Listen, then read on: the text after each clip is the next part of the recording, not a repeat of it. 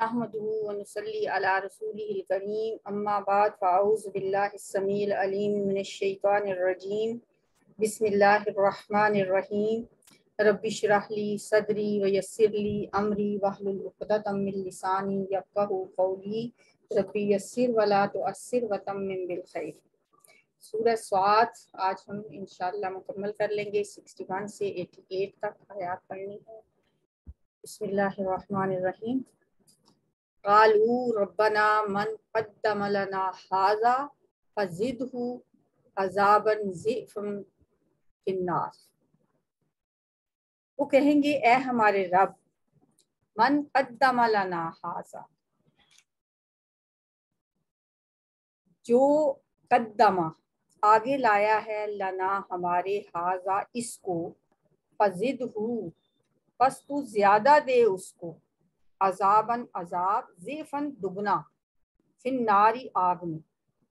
यानी वो कहेंगे हमारे रब, जिन लोगों ने ये सब कुछ हमारे लिए आगे भेजा है तो उनके लिए ए अल्लाह तू अज़ाब, जो आग का अज़ाब है उसको बढ़ा दे, उसको दुगना कर दे। ये हम पहले पीछे भी पढ़ के आए हैं, साथ में पारे में भी, कि एक जमात जब पहले से होगी फिर दूसरी आएगी तो वो कहेगी या अल्लाह, ये जो थी ना, ये जो लोग थे, इन्होंने हमारे लिए ये रास्ते खोले थे जहन्नुम वाले, हम इनके पीछे चले थे, अब इनको ज्यादा हमसे दुगना अजाब है। इन्होंने हमारे लिए ये सारे सामान फराहम किए थे, ये हमें इस अंजाम तक पहुंचाने के जिम्मेदार हैं, लिहाजा इनको दुगना अजाब मिलना चाहिए। वहां पे था कि अल्लाह ताला ने फिर फरमाया था कि हर एक के लिए दुगना ही है।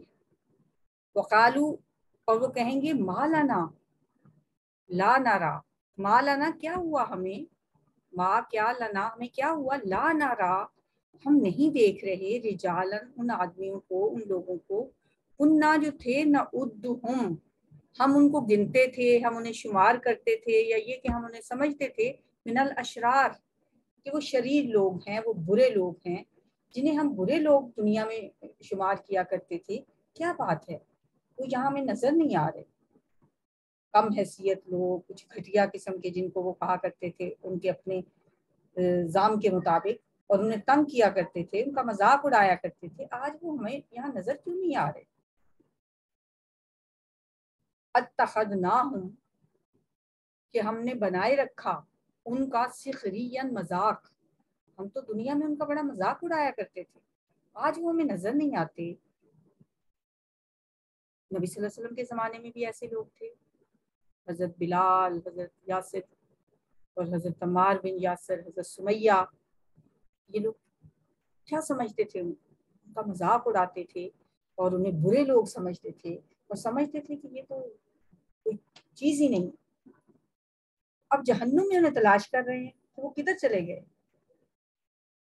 हम जागत अनहुमुल अबसार, या कज हो गई हैं, फिर गई हैं, अनहुम उनसे, अबसार हमारी निगाहें, या हमें हमारी निगाहों से वो कहीं इधर उधर हो गए हैं, हमारी निगाहें इनसे चौंक रही हैं, हम उनको कहीं देख नहीं रहे, यानी कि वो कहीं हमारी निगाहों से इधर उधर हो गए, या तो वो जहन्नुम में मौजूद ही नहीं है या फिर हम उन्हें नहीं देख पा रहे। अब ये जहन्नुम वाले ये बातें कर रहे हैं, ये ईमान वालों के बारे में उनकी बातें, वो तो इस वक्त जन्नत की नेमतों से फैज़याब हो रहे होंगे, लेकिन ये अब उनके बारे में बातें कर रहे हैं कि वो किधर चले गए, वो लोग वो यहाँ क्यों नहीं आए हमारे साथ। तखासुम अहलिन नार, ये झगड़ना है आग वालों का, जहन्नुम वालों का, अहले दोज़ख का, कि उनकी आपस में वहां पे बहस होगी, वो झगड़ेंगे जहन्नुम। कुल कह दीजिए, इन्नमा बेशक, अना मैं, मुनज़िर मैं तो सिर्फ एक डराने वाला हूँ, मेरा काम तो सिर्फ डराना है। अच्छा, ये आयत शायद मैं छोड़ गई। इन्ना ज़ालिका बेशक ये, लहक़्क़ुन यकीनन हक है, ये सच्ची बात है, तखासुम अहलिन नार अहले जहन्नुम का झगड़ना, यानी अहले जहन्नुम का आपस में ये जो उनके दरमियान एक बहस होगी, एक झगड़ा होगा, तुम्हें मान लेना चाहिए कि जैसे अल्लाह ताला ये बयान कर रहे हैं, ये उस रोज अहले जहन्नुम के दरमियान बिल्कुल इसी तरह बहस व तकरार होगी।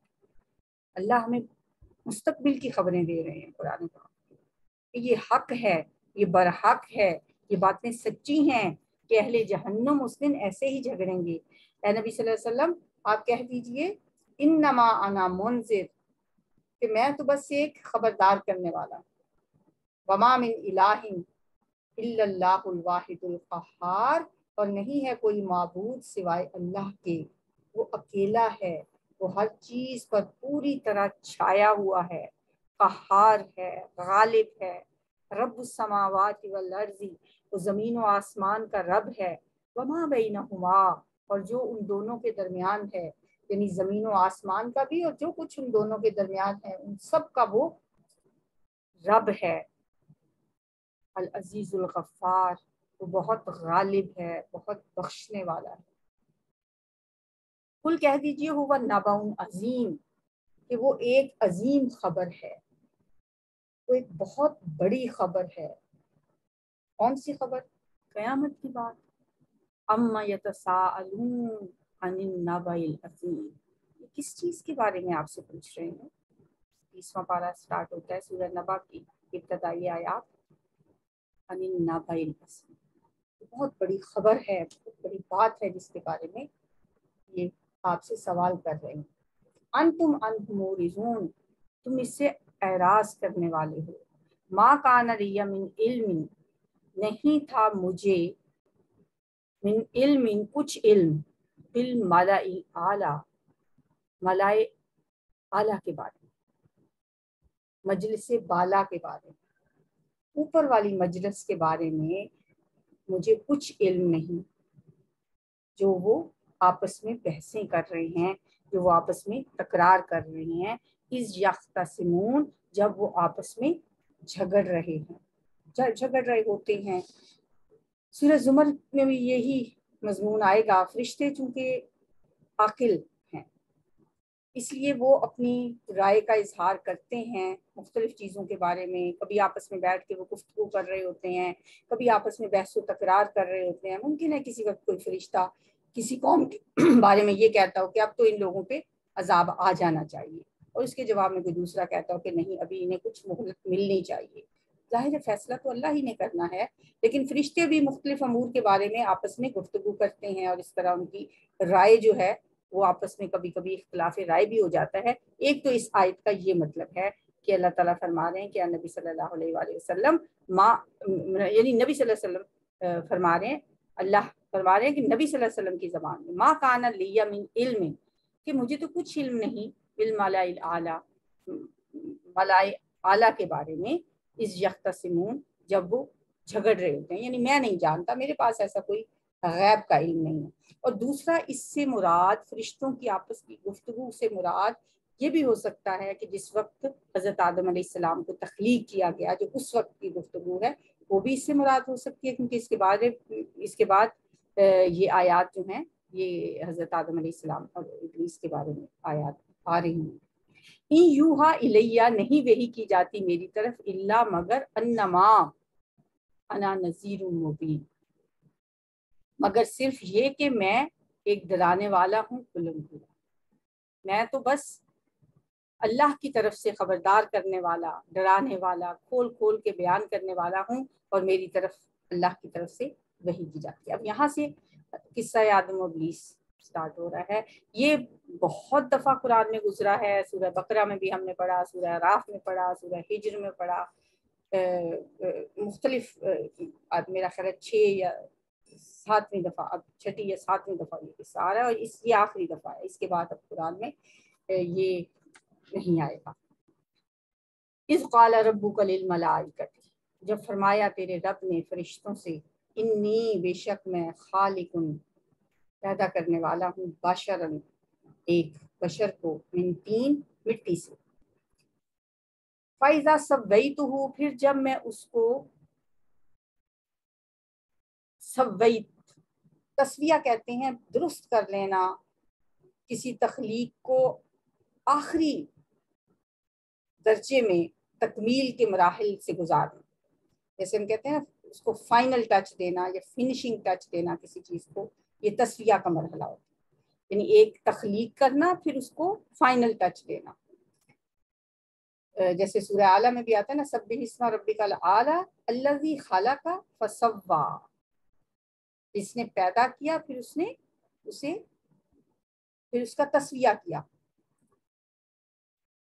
تو یہاں پہ بھی یہی ہے، فائزہ سویتہ، اللہ تعالیٰ فرما رہے ہیں کہ میں نے بنا تو لیا مٹی سے اس کو، پھر جب میں سویتہ، میں اسے درست کر لوں، اس کا تسویہ کر لوں، اس کو فائنل ٹچ دے دوں، ونفخت، اور میں پھونک دوں، فیہ، اس میں، من روحی، اپنی روح میں سے، فقعوا لہ ساجدین، تو تم گر پڑنا اس کے آگے سجدہ کرتے ہوئے. فسجد الملائکۃ، تو سجدہ کیا فرشتوں نے، کلہم، سب کے سب نے، اجمعون، اکٹھے. اس کا مطلب اکٹھے بھی ہو سکتا ہے، اور اس کا مطلب یہ بھی ہو سکتا ہے کہ سارے ہی فرشتوں نے، یعنی کوئی بچا ہی نہیں، سب کے سب نے سجدہ کیا. اور یہاں پہ جو لفظ ہے نا، جب میں پھونک دوں اس میں، من روحی، اپنی روح سے. حضرت آدم علیہ السلام کا جو مسجود ملائک ہونا ہے، اللہ نے فرشتوں سے حضرت آدم کو جو سجدہ کروایا ہے، اس روح ربانی کی وجہ ہی سے کروایا ہے، جو اللہ تعالیٰ نے اس کے جسم میں پھونکی تھی. اس سے پہلے تو نہ وہ مسجود ملائک تھے، اور نہ ہی ان کا وہ مقام و مرتبہ تھا، نہ ہی وہ اشرف المخلوقات تھے. اللہ نے جب ان میں اپنی روح پھونکی، یہاں فرمایا وَنَفَخْتُ فِيهِ مِن روحی، اور میں پھونک دوں اس میں اپنی روح سے، تو تم اس کے آگے سجدے میں گر پڑنا. تو یہ مقام جو انسان کو ملا ہے، یہ جو اسے اشرف المخلوقات قرار دیا گیا ہے، یہ جو اللہ تعالیٰ نے انسان کو مسجود ملائک بنایا ہے، اس کی وجہ کیا ہے؟ وَنَفَخْتُ فِيهِ مِن روحی، کہ اللہ نے اپنی طرف سے اس میں روح پھونکی ہے. سب نے سجدہ کر لیا الا ابلیس، ابلیس کے علاوہ. استکبارہ، اس نے تکبر کیا، وکان من الکافرین، اور وہ کافروں میں سے ہو گیا. اس کا یہ بھی مطلب ہو سکتا ہے وہ کافروں میں سے تھا، یعنی تکبر اور کفر تو اس کے اندر پہلے ہی تھا، اس موقع پہ وہ اس کے سامنے، سب کے سامنے کھل کے آ گیا. جیسے کہ منافقین کے اندر نفاق تو موجود تھا، لیکن غزوہ احزاب کے موقع پہ وہ پھر جب ان کی زبانوں پہ اس کو سب باتیں آ گئی تو وہ کھل کے سب کے سامنے ایکسپوز ہو گئے. قال، اللہ تعالیٰ نے فرمایا، یا ابلیس، اے ابلیس، ما منعک، کس چیز نے تجھے روکا، ان تسجدا، یہ کہ تو سجدہ کرے، لما، اس کو جسے، خلقت، میں نے پیدا کیا، بیدیا، اپنے ہاتھوں سے، جسے میں نے اپنے ہاتھوں سے بنایا، اس کو سجدہ کرنے سے تمہیں کس چیز نے روک دیا. یہاں حضرت آدم علیہ السلام کی تخلیق کو اللہ کا اپنے دونوں ہاتھوں سے نسبت دینا بہت اہمیت کا حامل ہے. کئی جگہ پہ اللہ کی قدرت کے استعارے کے طور پہ اللہ کے ہاتھوں کا ذکر آیا ہے، جیسے سورہ یاسین کی آیت 71 میں بھی آیا، ایدینا، یعنی ہم نے اپنے ہاتھوں سے بنائے، چھپائے. اس آیت میں یہاں دونوں ہاتھوں کا ذکر ہے. اس سے مراد، اللہ کے دو ہاتھوں سے مراد دو عالم بھی ہو سکتے ہیں، یعنی عالم خلق اور عالم امر، جو ہم پہلے پڑھ کے آئے ہیں سورہ اعراف میں بھی، اور اس پہ ہم نے کافی گفتگو کی تھی. الا لہ الخلق والامر، یعنی خلق اور امر کے دونوں عالم جو ہیں وہ اللہ ہی کے ہیں، ان دونوں پر اسی کی حکومت ہے. اللہ کی کچھ مخلوق تو ایسی ہے جس کا تعلق عالم امر سے ہے، میں نے آپ کو پہلے بھی بتایا تھا، جیسے فرشتے ہیں، انہیں ایک جگہ سے دوسری جگہ آنے میں کوئی ٹائم نہیں لگتا، نہ ان کا کوئی حیوانی جسم ہے، نہ کوئی ایسی حیوانی خواہشات ہیں ان کے اندر، نہ نر مادہ ہے. دوسری طرف جنات اور تمام دنیا کی جو حیوانی مخلوقات ہیں، جو عالم خلق کی مخلوقات ہیں، ان میں روح نہیں پائی جاتی ان کے اندر. تو یہاں اللہ تعالیٰ فرماتے ہیں کہ وَنَفَخْتُ فِيهِ مِن رُوحِی، یا یہ انسان کے لیے ہے. باقی مخلوقات اس لحاظ سے جو ہے، انسان اس ساری باقی مخلوقات سے اعلیٰ و ارفع ہے. یہ اللہ کی واحد مخلوق ہے جس کا تعلق ان دونوں عالم سے ہے. اس کا حیوانی جسم بھی ہے جو مٹی سے بنا ہے، اس طرح ہم کہہ سکتے ہیں یہ عالم خلق کی چیز ہے، کیونکہ عالم خلق کی چیزیں جو ہے وہ ایک دم نہیں ہوتی، پیدا ہوتی ہیں، پھر آہستہ آہستہ بڑی ہوتی ہیں. درخت ہے، اس کا بیج لگاتے ہیں تو وہ ایک ٹائم لیتا ہے، وہ کن سے نہیں بنتی. ٹھیک ہے، وہ ان کا اللہ نے ایک طریقہ رکھا ہے. اس طرح بچہ ہے وہ ماں کے پیٹ میں پہلے کچھ ٹائم گزارے گا، پھر چھوٹا سا ہوگا، بڑا ہوگا. تو انسان اس لحاظ سے تو عالم خلق کی پیداوار، جبکہ اس کے جسم میں جو پھونکی گئی روح ہے وہ عالم امر کی امانت ہے. جیسا کہ اللہ تعالیٰ فرماتے ہیں اِنَّا عَرَضْنَا الْأَمَانَةَ عَلَى السَّمَاوَاتِ وَالْأَرْضِ وَالْجِبَالِ فَأَبَيْنَ أَن يَحْمِلْنَهَا وَأَشْفَقْنَ مِنْهَا وَحَمَلَهَا الْإِنسَانُ إِنَّهُ كَانَ ظَلُومًا جَهُولًا. بے شک ہم نے اس امانت کو پیش کیا آسمانوں، زمین اور پہاڑوں پر، تو انہوں نے انکار کر دیا اس کو اٹھانے سے، اس سے ڈر گئے اور انسان نے اسے اٹھا لیا کیونکہ وہ بڑا ہی ظالم اور جاہل. تو تخلیق آدم کے حوالے سے اللہ کے دونوں ہاتھوں کا ذکر گویا ایک استعارہ ہے. اس کی تخلیق میں عالم خلق اور عالم امر دونوں کو جمع کر دیا گیا ہے، یعنی انسان کے اندر یہ دونوں چیزیں موجود ہیں. تو دونوں ہاتھوں سے بنانے کا یہ مفہوم بھی لیا گیا ہے. اور ایک یہ بھی مفہوم لیا گیا ہے کہ اللہ تعالیٰ نے انسان کو خصوصی اہتمام سے بنایا، یعنی دونوں ہاتھوں سے بنایا، یعنی بہت اہتمام سے بنایا، اسے اشرف المخلوقات بنایا. یہ اللہ کی تمام مخلوقات میں سے یہ جو مخلوق ہے یہ نقطۂ عروج پہ ہے. یہ بات بھی صحیح ہے، دونوں باتیں ہو سکتی ہیں. استکبرتا، کیا تم نے تکبر کیا؟ ام کنت من العالین، یا تو اپنے آپ کو ویسے ہی بڑے اعلیٰ لوگوں میں سمجھتا ہے، بڑی اپنے آپ کو شان والا سمجھتا ہے، تو سمجھتا ہے کہ میں بہت اونچا ہوں. یہ اللہ تعالیٰ سوال کر رہے ہیں کیا تم نے تکبر کیا؟ یا تو عالی مرتبہ لوگوں میں سے ہی ہے. قال، اس نے کہا انا خیر منہ، میں اس سے بہتر ہوں. میں نے اس لیے نہیں سجدہ کیا کہ میں آدم سے بہتر ہوں. خلقتنی من نار، تم نے مجھے آگ سے پیدا کیا، وخلقتہ من طین، اور تم نے اسے مٹی سے پیدا کیا. اور اس کے خیال میں آگ مٹی سے بہتر ہے، یہ اس کا خیال ہے. ویسے تو اگر دیکھا جائے تو مٹی کو بہتر ہونا چاہیے، کیونکہ مٹی سے اللہ تعالیٰ نے انسان کو بنایا، پھر اس میں روح پھونکی. اب ظاہر ابلیس کو تو نہیں پتا تھا اس بات کا، اس کے سامنے تو آدم کا ایک جسد خاکی تھا، وہ تو نہیں جانتا تھا کہ اس کے اندر اللہ تعالیٰ نے اپنی روح پھونکی ہے. تو اس لیے اس نے کہا خلقتنی من نار وخلقتہ من طین.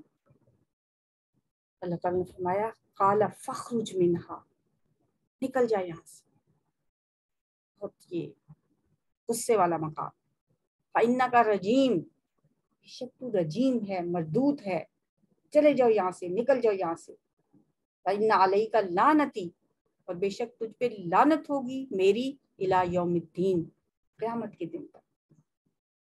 اب تم پر قیامت کے دن تک میری لعنت رہے گی. قالا، تو کہنے لگا ربی، ہے میرے رب، فانظرنی، پھر تو مجھے مہلت دے دے، الی یوم یبعثون، قیامت کے دن تک، اس دن تک، الی یوم، اس دن تک، یبعثون، جس دن سب لوگ اٹھائے جائیں گے، مجھے اس دن تک پھر مجھے مہلت دے دے یا اللہ. قال، اللہ تعالیٰ نے فرمایا فإنک من المنظرین، جا تو مہلت دیے گئے ہیں، میں سے دے دی تمہیں مہلت، کر لو جو کرنا ہے. الی یوم الوقت المعلوم، مقررہ وقت کے دن تک تمہارے پاس ٹائم ہے، تمہارے پاس مہلت ہے قیامت کے دن تک. اب تم نے کہا ہے، تمہارے کہنے کے مطابق تمہیں اس دن تک مہلت دے دی گئی جس دن آدم اور اس کی پوری نسل کو دوبارہ اٹھایا جائے گا. قالا، تو کہنے لگا فبعزتک، تیری عزت کی قسم، لأغوینہم، میں ضرور بضرور گمراہ کروں گا انہیں. یہاں پہ ڈبل تاکید، ایک تو یہ لام ہے، لام تاکید، دوسرا نون ثقیلہ، ضرور بضرور میں گمراہ کروں گا ان کو، اجمعین، سب کے سب کو، چھوڑوں گا نہیں. حسرت اور بغض، اس کے دل میں نفرت اتنی ہے، کہنے لگا اس کی وجہ سے ہی میں پھنسا ہوں، اب چھوڑوں گا اس کو بھی نہیں. تیری عزت کی قسم سب کو گمراہ کر کے رہوں گا. ہاں کچھ اگر بچیں گے تو الا عبادک منہم المخلصین، تیرے وہی بندے ان میں سے بچیں گے مجھ سے جو مخلص ہوں گے، چنے ہوئے ہوں گے، جنہیں اللہ ہی خالص کر لے. پچھلے کئی دنوں سے ہم یہ مخلص کا لفظ بہت پڑھ رہے ہیں. یہ مخلص نہیں ہے، خالص ہوئے نہیں، وہ نہیں جو خالص ہوتے ہیں. بلکہ وہ جن کو خالص کر لیا جاتا ہے، جن کو چن لیا جاتا ہے، مخصوص کر لیا جاتا ہے، بس تیرے وہی مخلص بندے بچیں گے، باقی میں کسی کو نہیں چھوڑوں گا، سب کو گمراہ کر کے رہوں گا۔ قسم کھائی تھی اس نے۔ اللہ کیا فرماتے ہیں؟ فرمایا قال فالحق والحق اقول، اللہ نے فرمایا تو حق یہ ہے اور حق ہی میں کہا کرتا ہوں، میری بات سچی ہی ہوا کرتی ہے اور یہی حق ہے کہ لَأَمْلَأَنَّ جہنم، ضرور ضرور میں جہنم کو بھروں گا۔ اب یہاں پھر وہی لام تاکید نون ثقیلہ، مالا ان ہوتا ہے بھرنا، میں ضرور بھروں گا جہنم کو، من کا تجھ سے، وممن تابعہ کا، اور ان سے جنہوں نے تیری پیروی کی، جو تیرے پیچھے چلنے والے ہیں، جو تیرے پیروکار ہیں، ان سب سے اور تجھ سے میں بھی جہنم کو بھر کے رہوں گا، منہم، ان میں سے، اجمعین، سب کے سب سے۔ اگر یہ بات ہے کہ تو کہتا ہے میں ان کو گمراہ کروں گا، پھر جو تیرے پیچھے چلے گا اس کو تو میں پھر تمہارے ساتھ ہی جہنم میں جھونکوں گا۔ اور اللہ تعالیٰ نے حدیث سے پتہ چلتا ہے کہ اللہ تعالیٰ نے فرمایا تھا کہ میرے بندے جو ہوں گے وہ مجھ سے جب بخشش طلب کریں گے تو میں بھی انہیں معاف کرتا چلا جاؤں گا۔ اس لیے بخشش مانگنا، توبہ کرنا، استغفار کرنا، معافی مانگنا، یہ بہت ضروری ہے۔ شیطان ہمیں بہکاتا ہے، وہ تو یہ عہد کر کے آیا ہے تو ہم اس کے پیچھے چل بھی پڑتے ہیں، پھر اگر ہم معافی نہ مانگیں، اللہ نے جب کہا ہے کہ میں معاف کرتا ہوں تو اللہ انشاءاللہ معاف کر دیں گے۔ قل کہہ دیجئے ما اسألکم علیہ من اجر، یا نبی صلی اللہ علیہ وسلم آپ ان سے کہیے میں تم سے کوئی معاوضہ نہیں مانگتا، ما اسألکم، نہیں میں سوال کرتا تم سے، علیہ، اس پر، کس پر؟ یہ جو میں کام کر رہا ہوں، یہ جو میں تمہیں راہ راست دکھا رہا ہوں، من اجرن، کوئی اجر نہیں مانگ رہا، کوئی معاوضہ نہیں مانگ رہا، مجھے کوئی اجرت نہیں چاہیے، وما انا من المتکلفین، اور میں تکلف کرنے والوں میں سے بھی نہیں۔ تکلف کیا ہوتا ہے؟ تکلف ہوتا ہے جو چیز حقیقت کو چھپا کے کچھ اور جیسے بناوٹ کرنا۔ ہم آج کل ہمارے یہاں بہت تکلف آ گیا ہے، مہمان نوازی میں بھی ہم بہت تکلف کرتے ہیں اور اس کا مقصد بھی شو آف ہی ہوتا ہے، دوسروں کو دکھانا، دوسروں کو کسی اور کو نیچا دکھانا اور اپنی شوشا بنانا۔ پھر ہم پہننے میں بہت تکلف کرتے ہیں۔ تکلف جو بناوٹ ہے نا، یہاں پہ جو تکلف کا مطلب ہے وہ اس طرح سے ہے کہ جیسے آپ یوں سمجھ لیں کہ دو آدمی ہیں، ایک ان میں شاعر ہے، دوسرا شاعر نہیں۔ تو شاعر ہے وہ تو ظاہر ہے قدرتی طور پہ اس کے اوپر شعر جو ہیں اس کے اترتے ہیں، کہتے ہیں نا شعروں کی آمد ہوتی ہے، ان کی طبیعت میں شاعری ہوتی ہے، وہ فطری طور پہ شاعر ہوتا ہے۔ لیکن دوسرا کوئی شخص جو شاعر نہیں ہے لیکن وہ بھی شاعری کرنا چاہتا ہے تو وہ پھر تکلف سے کرے گا، وہ اس پہ محنت کرے گا، کوشش کرے گا، الفاظ جمع کرے گا، قافیے جوڑے گا اور سیکھنے کی کوشش کرے گا، ذخیرہ الفاظ جو جوڑ جاڑ کے وہ شعر بنائے گا، یہ تکلف سے بنائے گا، اس کی طرح سے نہیں ہے جس کو فی البدیہہ جس کے اندر شعر آتا ہے۔ جیسے آپ نے دیکھا ہوگا تقریر کچھ لوگ کرتے ہیں فی البدیہہ، کچھ نہیں ضرورت ان کو نہ لکھنے کی، نہ وہ بس فی البدیہہ بولتے ہیں، بہت اچھا بولتے ہیں، ان کو اللہ نے یہ صلاحیت ہے۔ لیکن کچھ ہیں وہ بھی شاید مقرر بننا چاہتے ہیں، اسپیکر بننا چاہتے ہیں، پھر وہ تکلف سے بنتے ہیں، اسے وہ لکھتے ہیں، لکھے ہوئے کو پڑھتے ہیں، پھر وہ اپنی طرف سے وہ کوشش کرتے ہیں، یہ ہوتا ہے تکلف۔ نبی صلی اللہ علیہ وآلہ وسلم کے بارے میں جو فرمایا گیا ہے کہ وما انا من المتکلفین، میں کوئی بناوٹ کرنے والوں میں سے نہیں ہوں، میں تو تمہارے سامنے ہوں، میری زبان سے کبھی تم نے کوئی شاعری سنی؟ فقط لبثت فیکم عمرا من قبلہ، میں تمہارے درمیان ایک عمر گزار چکا ہوں اس سے پہلے، میری زندگی، میرے عادات، میری رہن سہن، میری بول چال، تم سب اس سے واقف ہو۔ میں کوئی تسنع پسند شخص نہیں ہوں، میں تو کوئی تکلف کرنے والا نہیں ہوں. میں نے پوری عمر کبھی کوئی شعر نہیں کہا، بلکہ آپ کے منہ سے کبھی کوئی شعر صحیح نکلتا ہی نہیں تھا. آپ کوئی شعر پڑھتے بھی تھے نا تو اس کا ردیف قافیہ کوئی الٹا ہی ہو جاتا تھا. اور شاید اللہ تعالیٰ نے اسی لیے رکھا تھا کہ جو بندہ ایک شعر نہیں پورا پڑھ سکتا وہ کیسے قرآن کی آیتیں اتنی بلیغ پڑھ کے سنا سکتا ہے. اور تم یہ بھی جانتے ہو کہ میں نے کبھی کوئی خطابت کا فن بھی سیکھنے کی کوشش نہیں کی. تو پھر تم کیسے یہ کہہ سکتے ہو میں نے اچانک تکلف اور تسنع کا سہارا لے کر شاعری کرنی شروع کر دی اور وہی کے نام پہ میں اپنا کلام تمہیں سنا رہا ہوں. آپ ان سے کہہ دیجئے کہ وما انا من المتکلفین ان ہوا الا ذکر للعالمین، نہیں ہے یہ مگر یہ تو ایک نصیحت ہے، ایک ذکر ہے تمام جہان والوں کے لیے. یہ جو قرآن میں تمہیں پڑھ کے سناتا ہوں تو اللہ کی طرف سے آتا ہے، یہ ایک ذکر ہے، یہ ایک نصیحت ہے جو رب العالمین کی طرف سے ہے اور تمام جہان کے لوگوں کے لیے ہے. وَلَتَعْلَمُنَّ نَبَأَهُ، اور یقیناً ضرور بضرور تم جان لو گے اس کی خبر بعد حین، کچھ عرصے کے بعد، کچھ وقت کے بعد. ان لوگوں تک قرآن کا پیغام پہنچ چکا ہے، انہیں یاد دہانی کرا دی گئی ہے، یہ ذکر ان تک آ چکا ہے، ہر لحاظ سے ان پہ حجت تمام ہو چکی ہے. آپ بہت جلدی اس اتمام حجت کا نتیجہ ان کے سامنے آ جائے گا.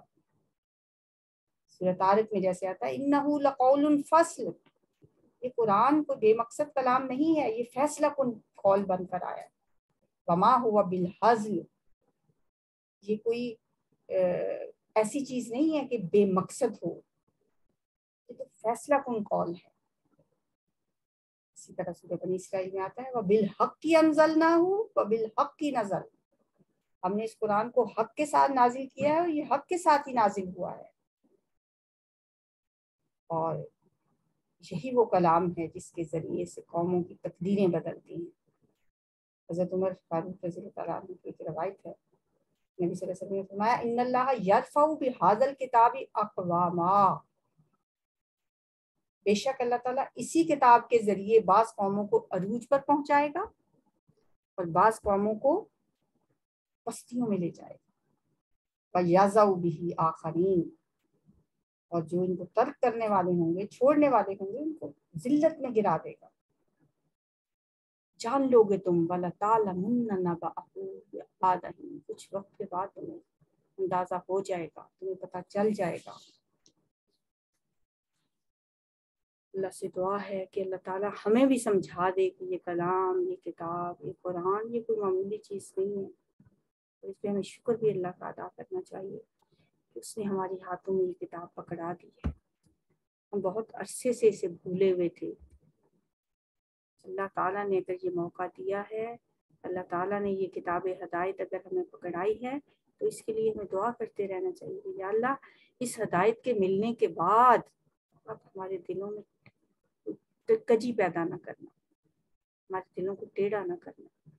ربنا لا تزغ قلوبنا بعد اذ ہدیتنا، جب تو نے ہمیں ہدایت دے دی ہے، یہ رستہ دکھا دیا ہے، یہ رستہ جو جنت کی طرف جانے والا ہے، یہ رستہ، یہ رہنمائی جو اس گھر کی طرف لے کے جاتی ہے جو گھر ہم چھوڑ آئے ہیں، جو ہماری گم گشتہ جنت ہے، جو ہمارا وہ گھر ہے جس سے ہم نکالے گئے تھے. واپس اسی گھر جانے کے لیے یہی رہنمائی ہے، یہی سیدھا رستہ ہے. یا اللہ اس پٹڑی پہ اگر تو نے ہمیں چڑھایا ہے، لا تزغ قلوبنا بعد اذ ہدیتنا، اب ہمارے دلوں کو ٹیڑھا نہ کرنا یہ ہدایت دینے کے بعد. انک انت الوہاب، اور تو ہی عطا کرنے والا ہے، تو ہی دینے والا ہے، تو ہی بخشنے والا ہے. اور جنتی جب جنت میں پہنچیں گے نا تو پھر اسی پہ شکر ادا کریں گے، الحمدللہ الذی ہدانا لہذا، اللہ تیرا شکر ہے تو نے ہمیں ہدایت دی اس رستے کی طرف، اس جنت کی طرف. اتنی خوبصورت جگہ کی طرف تو نے ہمیں موڑ دیا، ہمارا رستہ بنا دیا، ہمیں اس طرف لگا دیا۔ بہت سے لوگوں کو آپ دیکھتے ہوں گے کہ وہ انہیں یاد ہی نہیں کہ ہم کہیں سے آئے ہوئے ہیں اور ہمیں کہیں جانا بھی ہے۔ وہ اس دنیا میں اس قدر مگن ہے، ہم بھی خیر کم نہیں ہیں، ہم بھی بہت مگن ہیں، لیکن اللہ کا شکر ہے کہ ہم یہ کتاب ہمارے ہاتھ میں ہے۔ بہت دیر سے ہم نے اس کو اپنی الماریوں کے اندر رکھا ہوا تھا، ہم اس کو کھول لیا ہے۔ یہ اللہ کا بڑا کرم ہے۔ کاش ہم بھی ان لوگوں میں ہو جائیں، اللہ ہمیں ان لوگوں میں کرے جو اس دن پھر کہیں گے الحمدللہ الذی ہدانا لہذا وما کنا لنہتدی لولا ان ہدانا اللہ۔ ہم کہاں تھے اس رستے کی طرف آنے والے اگر اللہ ہمیں ہدایت نہ دیتا۔ مجھے بھی سوچنا چاہیے کہ میرا کوئی کمال ہے ہی نہیں اس میں اگر اس وقت بیٹھ کے اللہ کی کتاب کی کچھ آیتیں سن رہی ہوں تو اس میں میرا کوئی کمال نہیں ہے، تو میرے رب کی عطا ہے۔ مخلص بندے جو ہوتے ہیں، چنے ہوئے بندے، اللہ جن کو چن لیتا ہے کسی کام کے لیے، اور جن کو اللہ اپنی اس کتاب کے لیے چن لے تو ان سے اچھا کون ہو سکتا ہے۔ اس لیے دعا یہ کرتے رہنا چاہیے، لا حول ولا قوت الا باللہ العلی العظیم۔ اور یہ دعا تو چھوڑنی نہیں چاہیے، جو ہماری اس ہفتے کی دعا ہے، اسے آپ سیکھیں بھی، سکھائیں بھی، یاد بھی کریں، ہر نماز کے بعد بھی اور نماز کے اندر بھی پڑھیں۔ ربنا لا تزغ قلوبنا بعد إذ هديتنا وهب لنا من لدنك رحمة إنك أنت الوهاب۔ سبحانك اللهم وبحمدك نشهد أن لا إله إلا أنت نستغفرك ونتوب إليك۔